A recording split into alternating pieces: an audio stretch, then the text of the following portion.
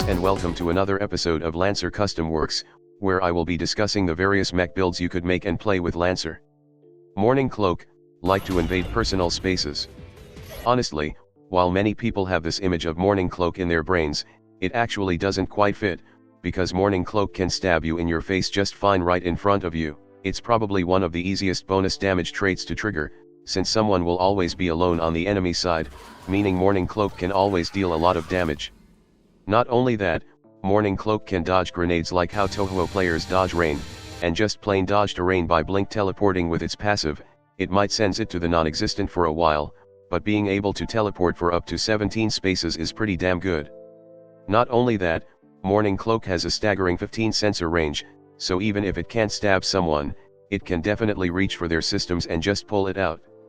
The only problem with Mourning Cloak, aside from the usual low repair cap suffered by all SSC frame, is its low heat cap. You will want to make up for that, or you will get cooked very easily.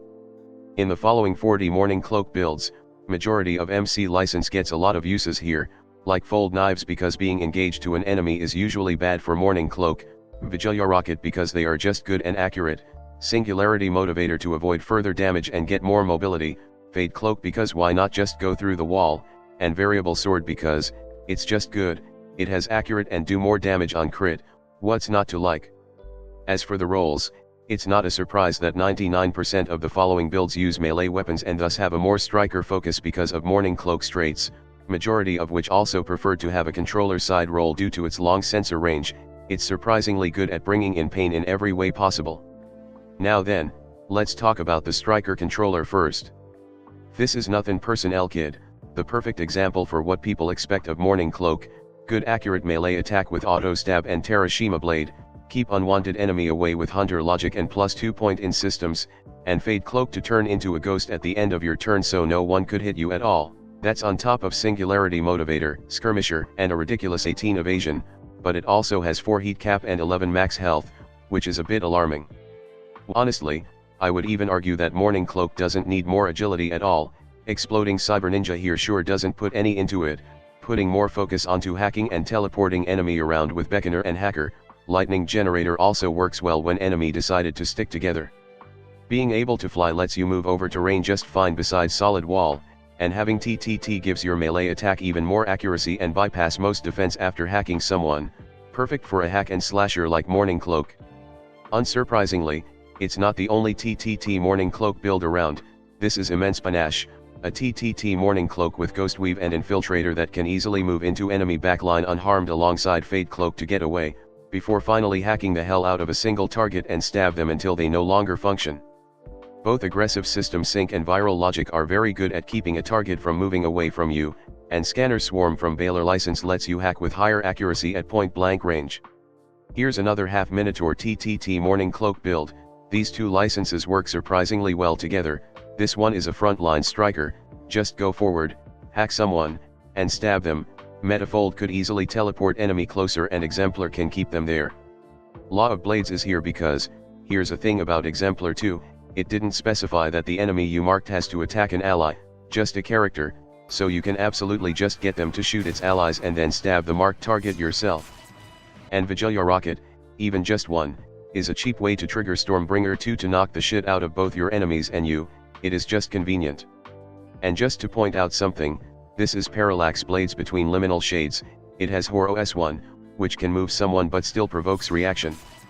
Variable Sword plus Vigilya Rocket also combo well with combined arms to always get even more accuracy, and Autopod provides extra damage whenever an ally consumes lock-on. Also, Mourning Cloak is usually vulnerable to enemy Hacker with its low heat cap, so having Hacker 2 to shut them down work very well.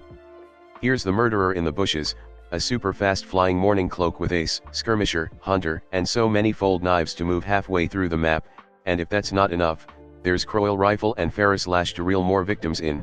Hunter logic works well for MC, but there's also Mesmer charges to keep enemy from running away. This is Cover Telephone Pole Installation, a Mourning Cloak that decides to stop its victim from moving with more physical instruments like Impaler, Charged Stake, Webjaw, and Caltroop. Full Infiltrator talent also works quite well in impairing the function of the hostile, just to screw them up some more. Mourning Cloak's long sensor range also allow it to utilize drone quite well, an off-brand operator does just that, using Hive and Tempest drone to take cover or knock out enemies, with Beckoner to pull enemies back in, held image also combo with drone commander for even more damage. I can't think, therefore I'm not is a half-lich Mourning Cloak with probably way too many evasion. Yes, it's possible for Mourning Cloak to get 20 evasion with max agility and full subjectivity sync, and this build also has lesson of transubstantiation just for even more survivability along with Fade Cloak and Singularity Motivator, plus Stay of Execution to freeze enemy in time. This build is one serious overkill of survivability, but it's easily hacked. You probably don't need to go this far to stay alive. Yoink is a grapple Mourning Cloak build with synthetic muscle netting that revolves around fold knives, which as it turns out, you can teleport someone with you if you grapple them. This also works with MC core passive, so just grab someone, teleport, and murder the hell out of them, with Exemplar to keep them there alongside Agni, Havoc charges, and Explosive Vent to burn them up. Forgive Me Master is the second Terashima Mourning Cloak build in this video, with Kai Bioplating, Hunter, and JK1 to jump and dash all over the place to reach its target and carve them up with JK2, having +2 accuracy on agility check works very well for it, or just pull them in with Magnetic Cannon or Ferrous Lash, very useful. Super Bomb SK8 moves is a 4-hull Mourning Cloak with rapid maneuver jet to style on its enemy and basically eat incoming damage like a free buffet, also comes with spike charges and supermassive variable sword to knock the shit out of its enemies, alongside Vigilya spam that comboed with Stormbringer and Gunslinger for even more knockback and damage. Punch Drunk Glove is a Mourning Cloak that like to punch everyone. Tiger Hunter combat sheath with thermal charge, OP cal, and Hunter deals some serious damage even when jammed, and Spaceborne works well with Power Knuckles since it make enemies fall more often. There's also Gaijis to give more reach to the melee weapons, and honestly at this point, the Hunter logic is for just in case scenario since it's so good at beating people up. Finally, there's Smokin' Sexy Style, a Mourning Cloak where you get to play as Dante from Devil May Cry, smashing enemy into the air with Tesseract plus Spaceborne to make sure they float, and maybe put a clamp bomb on them to explode the enemy while they are still floating because Dante is totally the bomb. And that's all on the Striker Controller Mourning Cloak, very good at cutting enemy mechs apart, and just as good at completely throwing their plan off with all the invades and drones and whatever. Of course, there are Mourning Cloak builds that decided to study the art of the blade more, so let's move on to those right now. This is Phase Ready Ninja, the third and last of the Terashima MC. It's actually kinda simple to use, just phase through the wall and hide, then on the next turn just unphase and smash the hell out of someone with the blade plus JK2. Next is the Texas 2-step, a Titanomichi Mourning Cloak with surprisingly, an Uncle variable sword to quickly build up brawler dice in 2 turns and knock out someone cold with brawler 3. The plan is in first turn, just skirmish and use duelist for a free ram plus grapple or whatever, then another ram or grapple with the remaining quick, then on the second turn, use Uncle to attack, trigger duelist for free ram plus grapple again, and spend full action to just punch. This means this build can potentially stun 3 enemies in 6 turn, assuming everything goes well, which doesn't happen often, but still very powerful. It's of course not the only Mourning Cloak build with Titanomichi. This is Supermassive Love Train, a Mourning Cloak with Supermassive War Pike to knock someone back by potentially 5 spaces, before even adding in the free ram, preferably onto a row of javelins for even more damage. Charanga missiles are apparently here to supplement the War Pike too, as any hit would get accuracy from combined arms and any miss will get accuracy from brutal, making the War Pike attack even more accurate. Then there's Single-Minded Rage, a Titanomichi Mourning Cloak that's also a Seikomet Mourning Cloak, of which there's 3 of them here, just to mention it.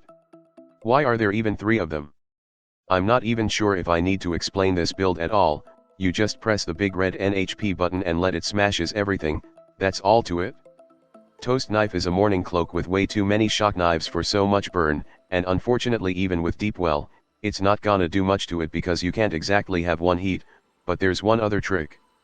With Singularity Motivator, Toast Knife has even more mobility when bracing with Reactive Weave to turn invisible, and since Skirmisher and Hunter allows more mobility without free action, one can keep bracing every turn to take less damage and still get to move around and attack.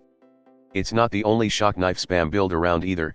Here's Woe Begone, a half metal mark Mourning Cloak with active camo to turn invisible and still have Fade Cloak to phase through wall, acting like a freaking ghost, and with Shock Wreath and Shock Knife, there's gonna be a lot of blind enemies around quickly.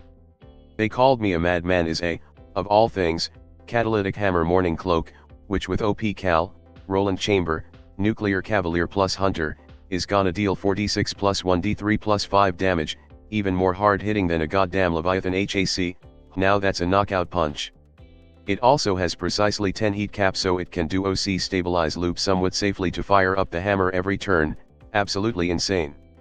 How about something just as insane but also not Seekomet insane, this is Will-O-the-Wisp, a Lucifer Torch Mourning Cloak, made to burn with torch, fire up Lucifer when you feel like it, then fade away to stabilize safely. Using this thing is almost as risky and rewarding as running a Tokugawa. Ears Eyes of a Gnostic God, a flying auto-gunning Mourning Cloak, so it's free to spend a quick action on something else, like Eye of Horus to see invisible target, Hunter Lock for more damage, Fade Cloaking, or just do basic invade before slashing someone for TTT bonus, it just works well.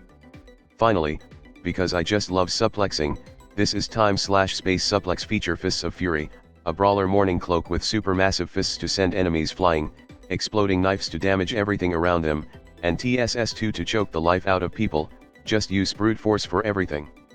And that's all on the Striker Mourning Cloak, probably not fully utilizing the strength of Mourning Cloak's sensor range much, but with Hunter trait for more damage, you can easily destroy your opponent with sheer damage. The last three builds are, in a rather funny category, Striker support to be precise. I'm just surprised, or rather, unsurprised that someone of course make a Fomorian Battle Taxi Mourning Cloak build. This is grand malicious intent.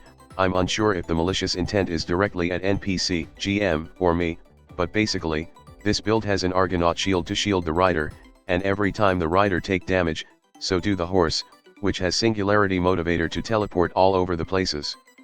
That plus all the fold knives mean that this is one mobile battle taxi. The other two Striker support instead built around Sun's license. This is Bamf, a Mourning Cloak that wants to teleport everything, with Warp Rifle, Fold Knives, Blink Space Tunneler, and Singularity Motivator. Add in Accelerate and Unhinge Chronology, and your allies will have all the mobility they need, also 2 Wandering Nightmare, because let's slow the enemy forever. Blackbird V2 only has Accelerate and Blink Space Tunneler, but guess what, if you are fighting in say, a tunnel or a space station, this Mourning Cloak can set down the start of the tunnel and walk right through the wall and teleport the whole party in anywhere. It even has Infiltrator so the NPC will never know what hit them until it's too late. I would also like to mention the synergy between Sunzi and Mourning Cloak, the frames I mean, because Sunzi has a trait called Safe Harbor which makes its nearby space valid end destinations for any teleportation, and it truly mean any teleportation, like Fold Knives, Singularity Motivator, or even Mourning Cloak passive. This also means that Sunzi is very useful to other mech builds with Mourning Cloak license mixed in, it will keep them very mobile and very safe. Anyway, that's all on the Striker support, and all 40 Mourning Cloak builds are finished. Once again I would like to thank everyone that have submitted their builds for this episode, including those that didn't make it. Thank you all for your wonderful builds. I actually didn't expect there would be as many Mourning Cloak builds as I have received, but when I think about it, Mourning Cloak really is quite a flexible frame to build with, it just works for so many things, kinda like Tortuga but thinner. Now, let's introduce the topic for the next episode, and this is probably the last thing I fear for the series. Well, it's only a matter of time before this abomination gets in. Anyway, that's all for now, and I will see you all next time. Hello there, if you like this video, please subscribe to my channel and click that notification bell button. If you really want to support my channel, you could visit my Patreon page, or buy me some coffee, links in the description. Anyway, have a nice day.